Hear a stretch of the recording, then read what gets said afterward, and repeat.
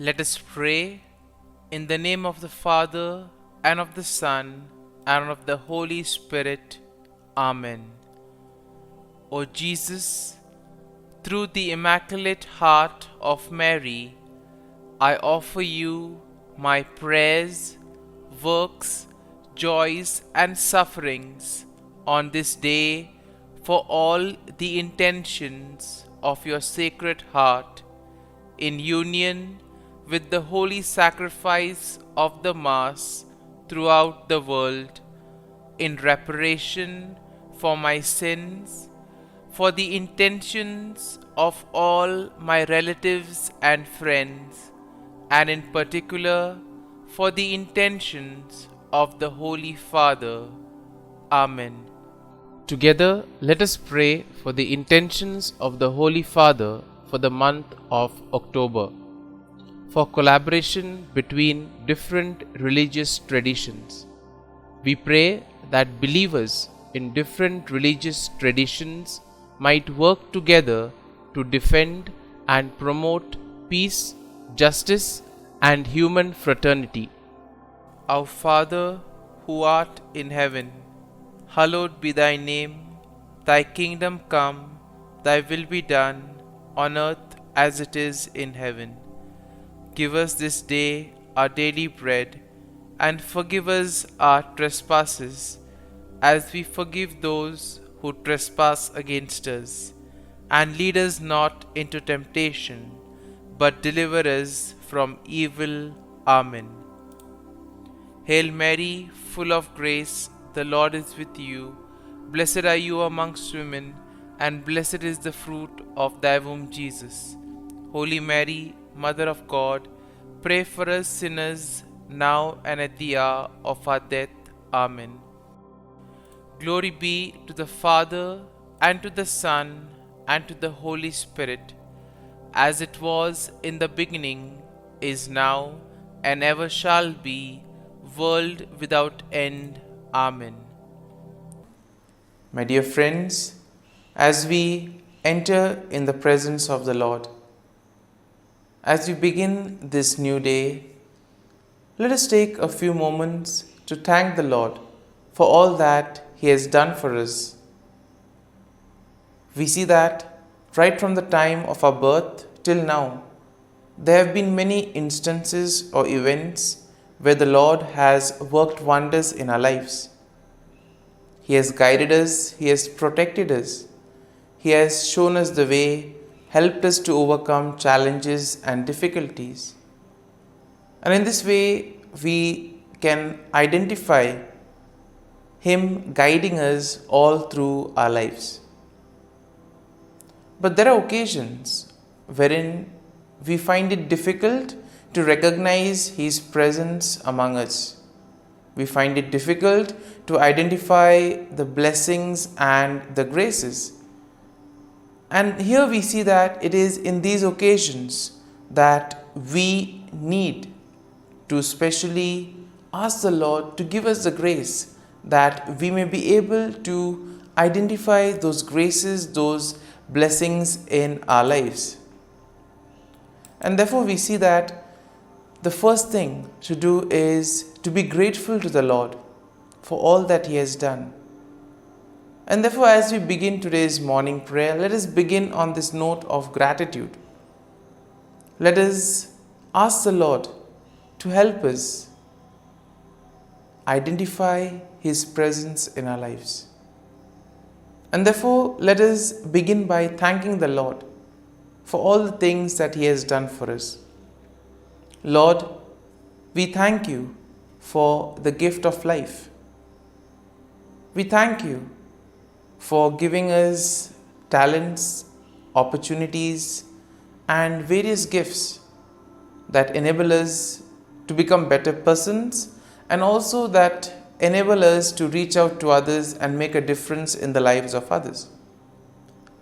Lord, we also want to thank You for the gift of our family members, friends, relatives, near and dear ones, and all those who play a very important role in our lives.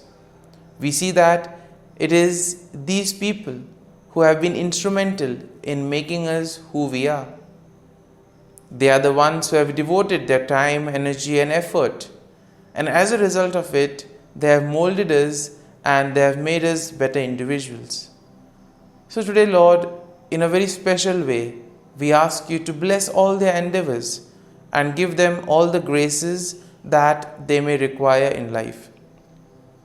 We also thank you, Lord, for giving us the gift of this day, a day that would help us in many ways to appreciate the good things that you have done for us, a day wherein we may complete some thing that was left behind, or a day that may present to us various challenges. Whatever be the situation, Lord, we ask you to be with us and guide us. Allow us to be led by you. Lord, we also thank you for the opportunities, for the experiences that you have given us in life. There have been many experiences wherein we have enjoyed, and these are the experiences that we want to cherish in life.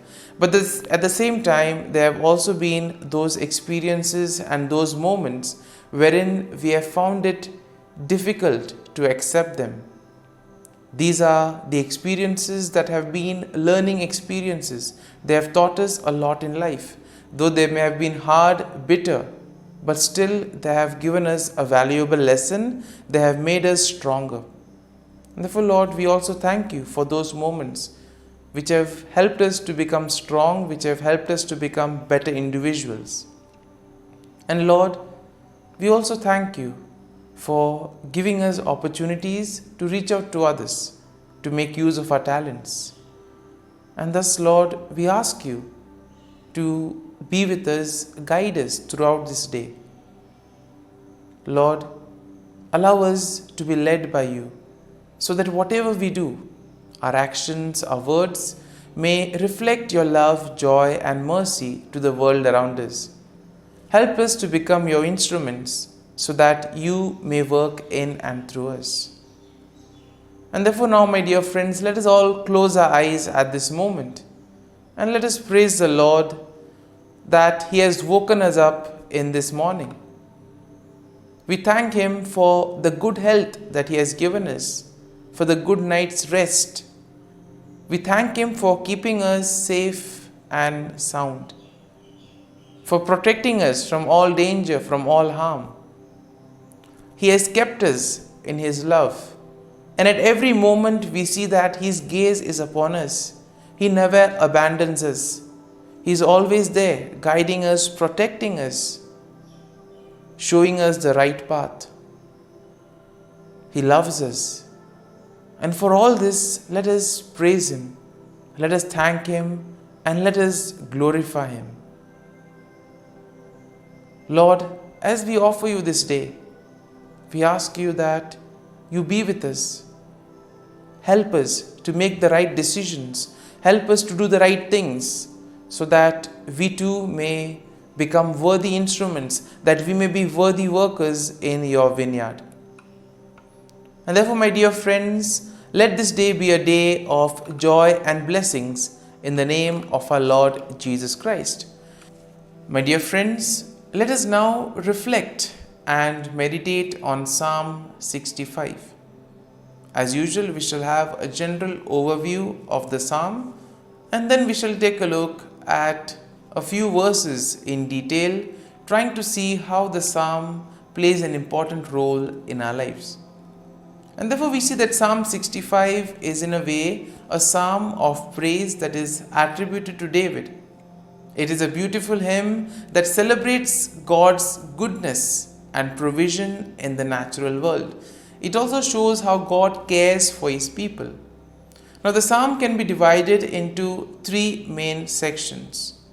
The first is an exaltation of God's character and praise for His acts, and that is something that we'll find in verses 1 to 4. Then in verses 5 to 8 we have the recognition of God's power and control over creation.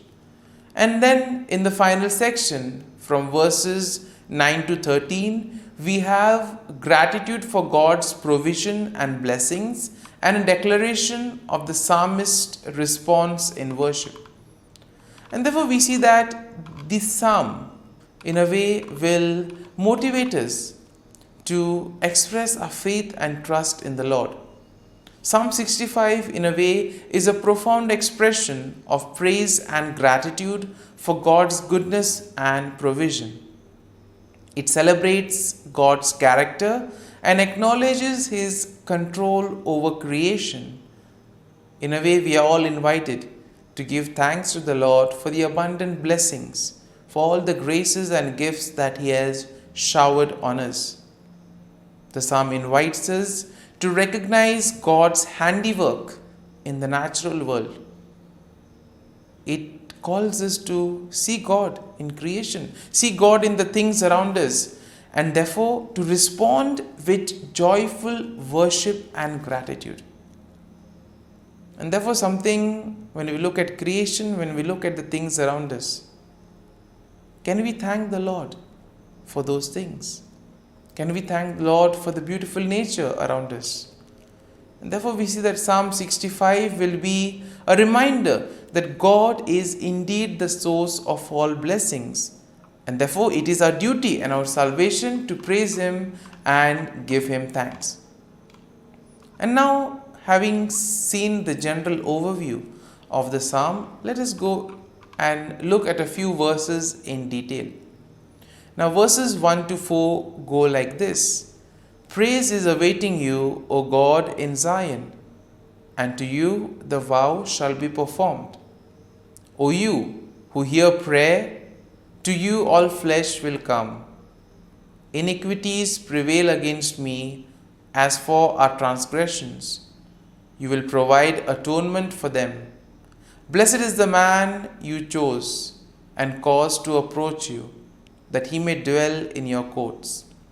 Now the psalm begins with a declaration of praise and recognition of God's presence in Zion. And in this way, the psalmist acknowledges that all flesh will come before God with all their prayers. That means all individuals, all people will go to the Lord with their prayers, and the Lord will welcome them. He will willingly listen to all that they have to tell Him. And therefore this is a good reminder for us that when we find ourselves in difficult moments, we can approach the Lord, we can speak to Him, and He will be there to listen to all our prayers, to all our feelings, all our sentiments.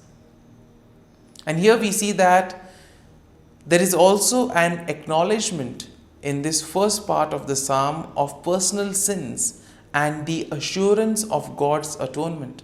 The Lord will forgive us. He will cleanse us of all our sins. And therefore we see that the psalmist here declares the blessedness of those chosen by God, who are allowed to dwell in His presence, and those who are allowed to experience His satisfaction and goodness.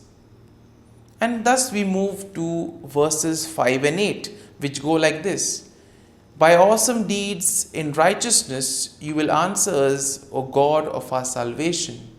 You who are the confidence of all the ends of the earth and of the far off seas, who established the mountains by His strength, being clothed with power, who stills the noise of the seas, the noise of their waves, and the tumult of the people. In this section, we see that the psalmist praises God for His power and control over creation. The psalmist recognizes that God is indeed the source of salvation, and therefore all of us need to place our confidence in the Lord. Place our faith and trust in Him that He will guide us, He will protect us. And therefore the psalmist is very happy. He marvels at the ability of God to establish mountain, to still the raging waters, and to cause many things in creation. He is also amazed that the Lord is able to calm down various tumults among the nations. Therefore, let us pray for peace at the same time. There are many parts of the world where peace is the need of the hour. People fighting over one another, nations fighting with each other, people being affected, suffering. And therefore, let us at this moment place all these events at the feet of the Lord. Because this part of the psalm tells us that even those in the farthest corners of the earth are in awe of God's sign. Therefore, nothing is impossible for God. Therefore, we need to go to Him with all our difficulties. And finally, we see that in verses 9 to 13, go like this: You visit the earth and water it, you greatly enrich it. The river of God is full of water. You provide their grain, for so you have prepared it. You water its ridges abundantly. You settle its furrows. You make it soft with showers. You bless its growth. And therefore we see that the psalmist expresses his gratitude for God's provision and blessings in the natural world. Therefore God's visitation upon the earth brings about abundance, and it enriches the land and provides water and all the nutrients for growth. Therefore the psalmist acknowledges God's goodness that permeates the passing seasons and the overflowing abundance that results from it. And therefore we see that the imagery of pastures, valleys, flocks and grains depict a land that is bursting with life, therefore leading to joy and the songs of praise. And therefore we see that the psalmist will conclude with the final statement of the psalmist's response to God's blessing. The psalmist declares that the blessing of God extend even to seemingly desolate places. That means no place is excluded from the presence of the Lord. The Lord is present everywhere. Nothing is impossible for God. And therefore it gives us confidence that we can turn to the Lord and ask Him to intervene in whatever difficult situation we may be in. My dear friends, as we have reflected and meditated on Psalm 65, let us now spend a few moments in silence, reflecting on the psalm. There may be a few verses, a few thoughts that may have touched us. Remain with these thoughts. Allow these thoughts to take root in you, so that ultimately you will be able to make this psalm personal. The psalm will take root in you. And therefore, as we spend these moments in silence, remain with the thought, remain with the verse, so that ultimately your day may be enriched by the psalm. Whatever you do today may be in accordance to God's plan, and thus you'll be able to become a worthy follower, a worthy citizen in the kingdom of God.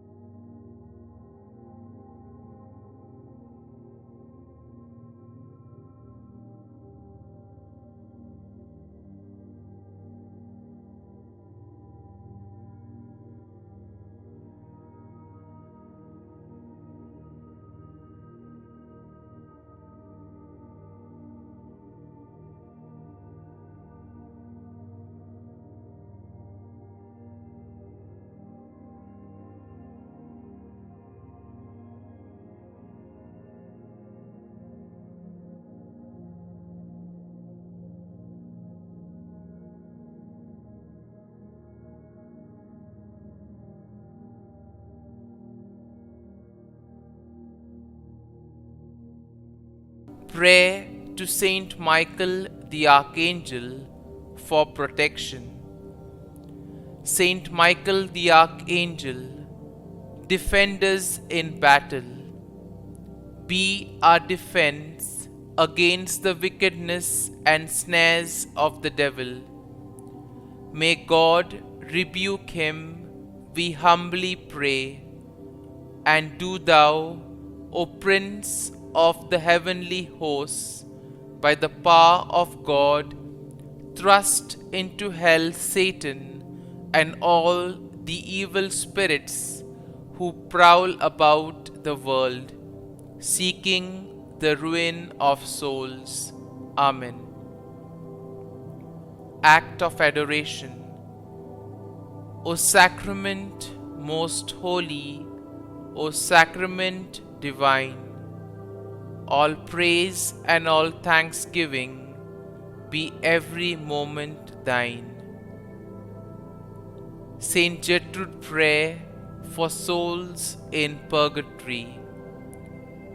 Eternal Father, I offer Thee the most precious blood of Thy divine Son, Jesus, in union with the masses said throughout the world today, for all the holy souls in purgatory, for sinners everywhere, for sinners in the universal church, those in my own home and within my family. Amen. May the divine assistance remain always with us, and may the souls of the faithful departed through the mercy of God rest in peace. Amen. Glory be to the Father, and to the Son, and to the Holy Spirit, as it was in the beginning, is now, and ever shall be, world without end. Amen.